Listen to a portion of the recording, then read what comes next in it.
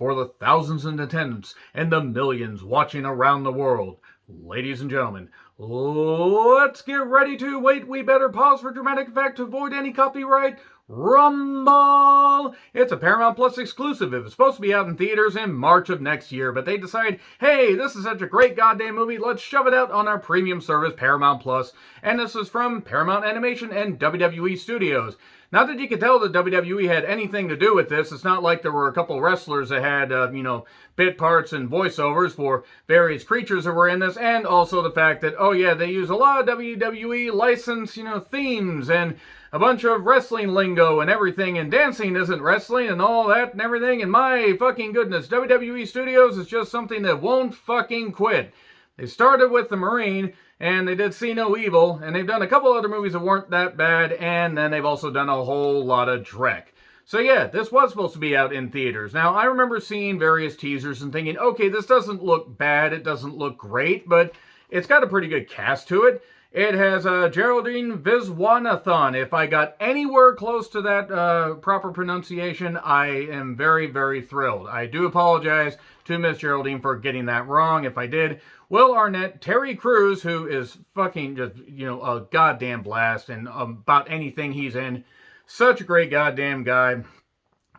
Just has such a great amount of energy, and still, the fact he's in such incredible shape. I mean, seriously, the guy's got to be like a freaking immortal at this point. And it's also got Becky Lynch, Roman Reigns, Tony Shalhoub, and Charles Barkley, along with Stephen A. Smith. And man, going back to Charles Barkley, am I too, soon in the review to call this movie terrible? Fucking goddamn terrible, absolutely terrible. My goodness, I can't believe that this movie actually got made. I understand that animated movies are really hard to make, but okay, let's just cut to the fucking chase. If they put any amount of effort into making this movie, then it would have turned out better than it did. Now, I understand animation is difficult to do, and I'm not even saying the animators didn't try hard, but this made Toy Story in 1995 seem cutting edge today.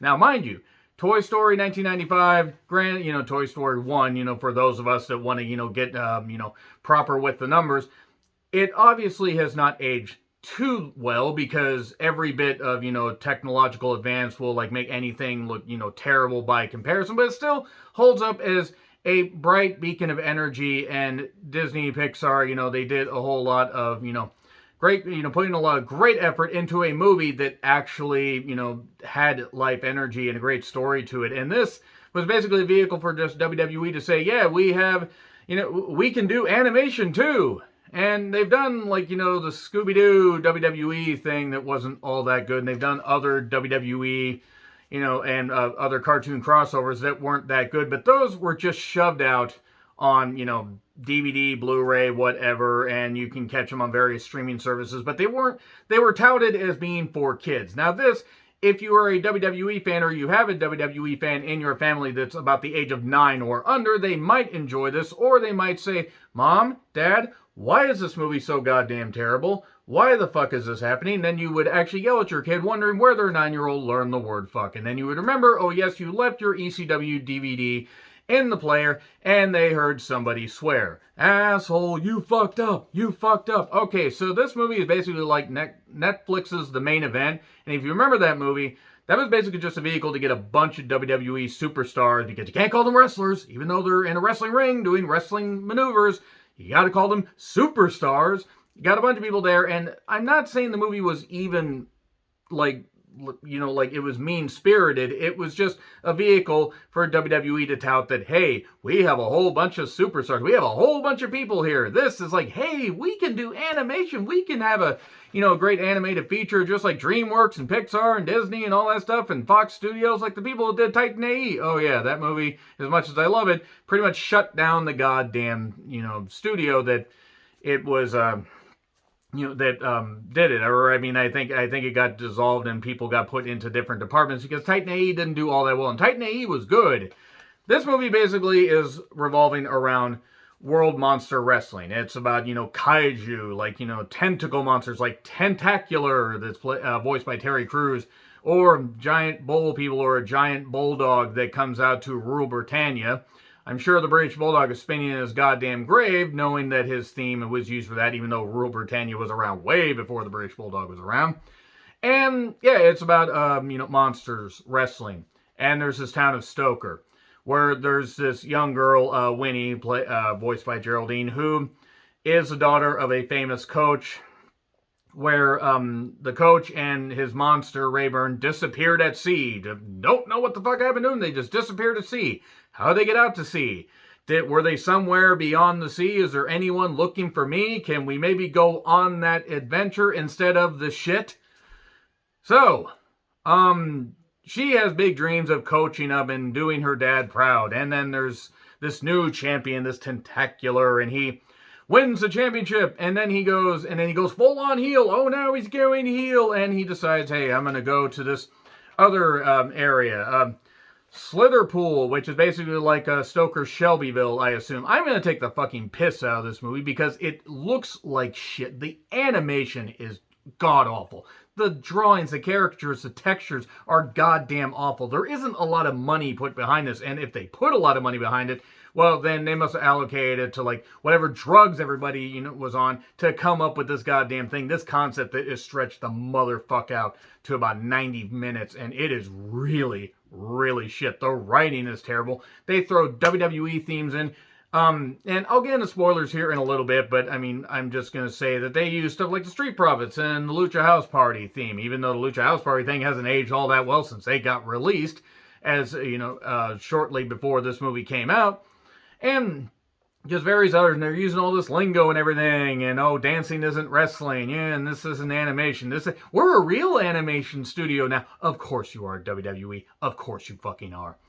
This is proof that Vince McMahon, or whoever is running this department, it's like, haha, we'll do this. I'm a genius, damn it. Wait, where the hell is everybody? Get Roman and Becky on the line. Okay? Hoorah! Anyway, yeah, they just basically decided to have a couple WWE superstars in there. I wonder how soon after Becky had her kid did she have to go into the studios. Oh, you popped the kid out? Great. Go in the studios and do the recording. All right. Sure, Vince. I'll do that. I'm not going to try to do an Irish accent. Reigns, he didn't give a shit. He was going to do whatever the fuck. So, yeah, basically the idea is after this Tentacular character goes heel, Winnie has to come up with a new champion to basically save the town, because as goes the champion, so goes the town of Stoker. They're going to tear down the stadium and make it a parking lot. They're going to pay Paradise and put up a parking lot. Ooh, bop, bop, bop. And they're going to shuttle people to the Shelbyville knockoff to watch this great champion continue to compete. It turns out that, well, there aren't a lot of stakes here. I mean, that's the thing about the movie. I don't expect animated movies to be like on the same level as Disney. And Paramount Plus has a good amount of money behind it. I mean, they made SpongeBob, they made other stuff, like the Nickelodeon stuff that they have, even though it was kind of crude animation by, today's standards, still had great energy to it.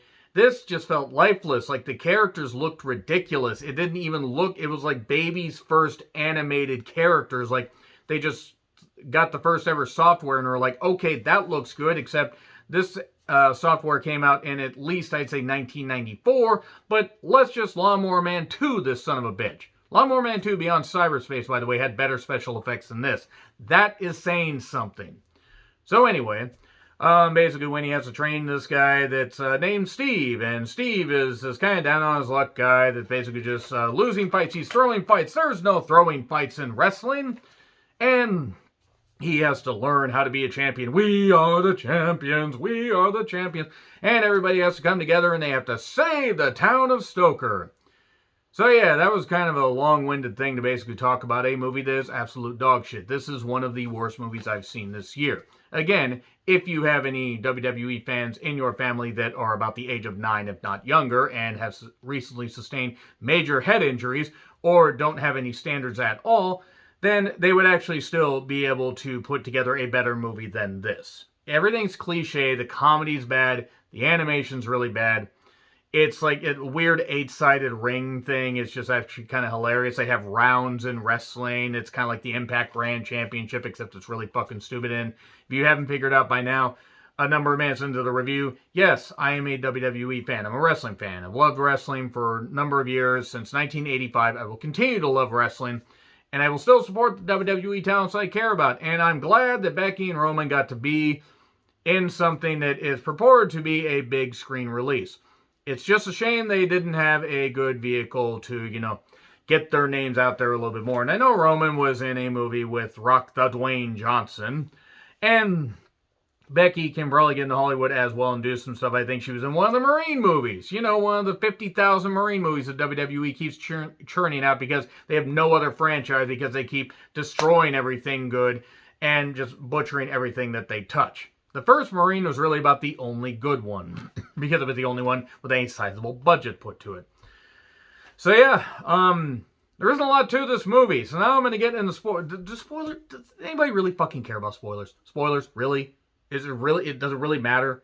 Everything looks terrible. Some of the worst animation, some of the worst, like shading, coloring, whatever. I kept thinking, this has got to be a first draft. It's got to be like when they released Cats in theaters and they released it totally unfinished and you got to see the bad special effects. Not that the unfinished or bad special effects being polished up would have made Cats any goddamn better. And I don't even think a second draft would have worked, but this was barely a first draft. This wasn't even a rough draft. This was like, okay, we just wrote it down on a freaking toilet paper, cover, a toilet paper seat cover, and let's just do something like that. Let's just put it on a toilet seat cover, let's just write it down, and hey, these character designs look good. None of the character designs are creative. They just aren't, and any good that could have come from this, you can put it on for your kids. Kids that have sustained head injuries. How dare you let your kids sustain head injuries? What the hell is wrong with you? And maybe they'll enjoy it. Maybe other people enjoy it. Maybe I just have gotten to the point where I just don't, I'm just not into kid movies anymore, except I've enjoyed some movies this year that I didn't expect. I can still go back and watch some Disney movies, even the ones that haven't aged all that well. I can go back and watch 20th Century Fox, anime movie, other stuff. I can watch some kid movies, but like Tom and Jerry, Space Jam and New Legacy, they're all dog shit. They're for a new generation, but this new generation is going to be scarred by a bunch of bullshit. So yeah, let's just do spoilers. Doesn't matter. Honestly, it doesn't matter. Doesn't fucking matter about doing these spoilers. It's an animated movie about monster wrestling, and you have to figure out how to save the town. Oh, fuck. It's on Paramount Plus if you want to watch it. Spoilers. Okay, so here's the whole thing. It turns out this Steve guy is actually Rayburn Jr. Rayburn was the champion before. Tentacular's jealous of Rayburn and wants the stadium torn down. So he he doesn't have to be in the shadow any longer. That's literally it. That is absolutely it. That is pretty much it. And Winnie has to, get Steve, figure out what works for Steve, and it turns out Steve's a really good dancer, and Steve uses his dancing to build up his record and everything in monster wrestling and get in better shape, and then he eventually beats Tentacular, and it's real bullshit. When they threw the Street Profits theme in, I was like, cool, thanks, I fucking hate it. I was like, I thought that it couldn't get any worse after the Lucha House Party theme, but they did. They did have Fancy as the theme for one of the wrestlers, or one of the monster wrestlers, for whatever goddamn reason. They really had to fucking edit Fancy down because, listen to the lyrics of that, kind of a little bit much. Granted, Iggy Azalea song, so it's not actually going to be good. Charlie XCX makes that song good. But you already know. They're in the fast lane from LA to Tokyo. There's no highway that goes from LA to Tokyo. I don't think Charlie understood geography. But anyway, back to this movie. Yeah, they fight, and they do stuff, and eventually Steve, he embraces the Rayburn Jr. name and beats this tentacular individual, and that's it. Oh yeah, and also Becky Lynch is some weird, fangy creature, and Roman Reigns is some weird ram. Ramarilla, I believe is the name.